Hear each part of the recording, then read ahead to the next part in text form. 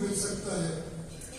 ہمارا پاکستان آج منتظر ہے ایک حضرت ام خطاب ثانی کا جو اپنے کردار سے اپنے عمل سے لوگوں کے لیے ایک مشعل راہ بنے اور تب یہ جا کے ملک اور یہ قوم ترقی کر سکے.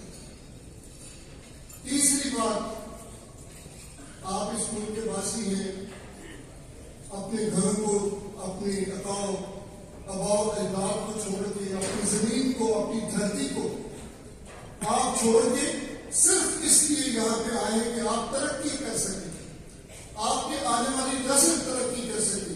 کیونکہ یہ ملک اور اس طرح کے دیگر ملک خوشحال ملک ہیں. کیوں خوشحال ہیں؟ کیونکہ یہاں پہ ایکول اپرچونٹیز جو زندگی کی دیگر لوگوں کو میسر ہے وہ آپ کو بھی اسی طرح ملی. اور کیوں میسر ہے؟